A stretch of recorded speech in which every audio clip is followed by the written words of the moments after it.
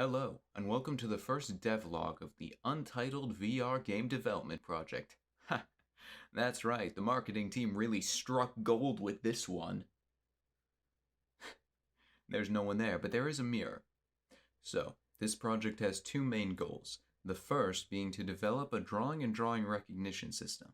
The second, to develop a procedural spellcasting system, with the ultimate goal of combining these systems into a video game prototype in which you play as a wizard, casting spells by drawing symbols in the air, and combining spells, merging them together into truly unique combinations, fundamentally distinct from their component parts. Now, whether the secondary system is at all possible or within my bounds and limitations, who knows? The first system, though, I've made great strides on. And let's hop into VR to check it out.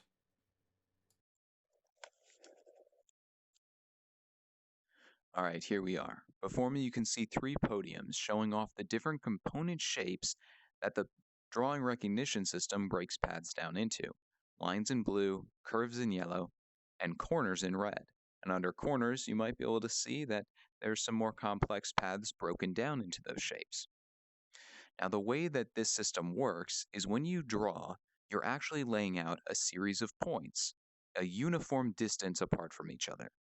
That's important because it allows me to calculate the curvature of any part along that path.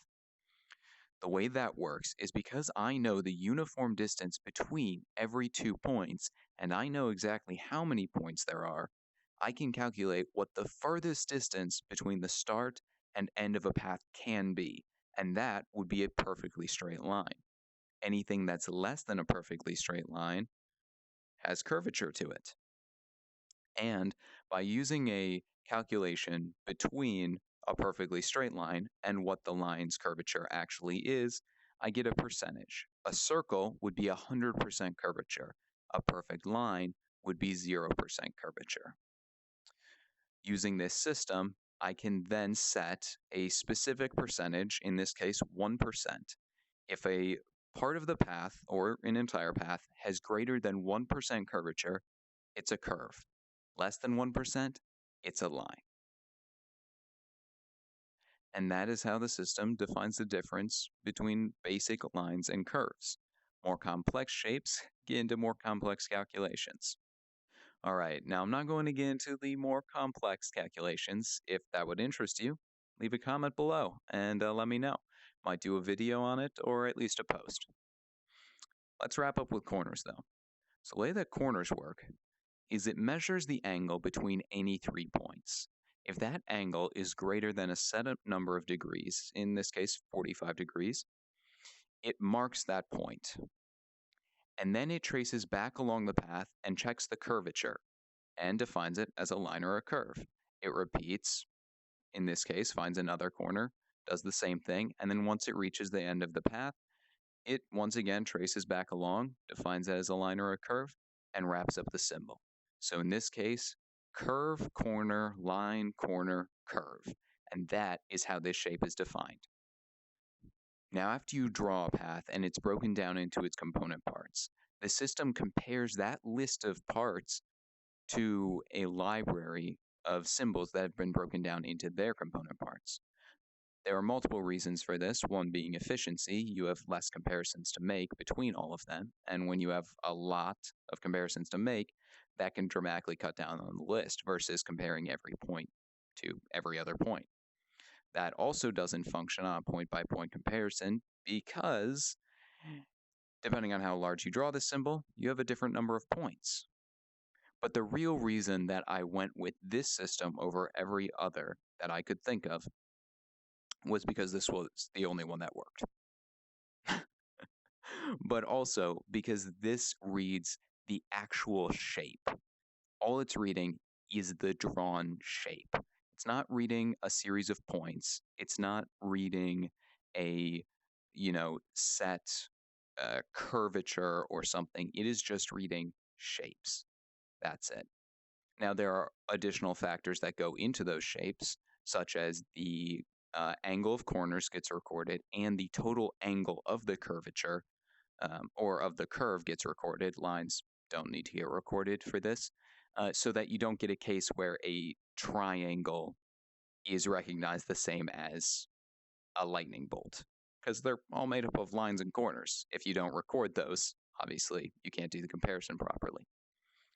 But it's still recognizing just the shape, meaning that the system can be as loose as possible while still maintaining its precision, allowing for less needed precision of the player and less skill, while still reading their intentions as well as possible. All right, and that's a brief overview of how the system works and why I designed it the way that I designed it. Now let's get into a very short practical example using one of the effects that I've prepared, and then we'll hop out of VR and wrap this up. So most of the development time has of course been spent on getting this drawing and drawing recognition system up and running. It was no simple task, and there's still a lot of ways it could be improved. But, I took numerous breaks to make sure that the rest of the systems of the game actually, function on some basic level, just to ensure that there was potential for this project. And that is how we have the fireball. Now, the way the spell interaction system works is once you have drawn a shape and it's compared it to the template library, if it finds a match, it will spawn in that spell and it will lock it to the hand. Now, if you were to start drawing again, it would dissipate that spell. Now, if I just bring that back, now the spell is locked to the hand, but it does not inhibit your interactivity with the world. As you can see, and we just dropped that. Let's go back. Now, the spell is locked to my hand. If I were to grab the air like this, that spell would enter a charge state, meaning it's ready to be cast. Now, if I let go of my grip, the spell is cast, and there we go. My incredible artistic expertise can be seen there. So that is the system that I devised for drawing the spells and casting them, while still giving the player as much interactivity with the world as possible, because the idea is to create not only this sandbox where you can mess around with the different systems, as those are the primary development purpose, but also game modes around these systems. And ideally, I would like them to be fast-paced, or at least have the option for a fast-paced sort of game. And for that to really feel good, I think you need to not limit the player's available actions as much as you possibly can. Plus, what this system allows is in the future, say a fireball is a low tier spell. It won't be, but if it was, that could be attached to your hand without casting it at any time. But say you had a much higher, more powerful spell. If you were to draw that, maybe because it is more powerful, it doesn't just attach to your hand and let you interact with the world. Maybe you are forced to, as soon as you draw it, have it put into a charged state, limiting what your available options are. Because now you can no longer interact using that hand with the world. You can only cast it, meaning either you can only draw it in a situation in which you are going to use it, or you have to, carry it around, and it is more cumbersome because it's a more powerful spell. It's more out of your control than lower tier magic. And these are the kinds of systems that I want to build and put in place, not only to create a fun game, but really to build the lore and the world into the core systems and make it feel as immersive as possible.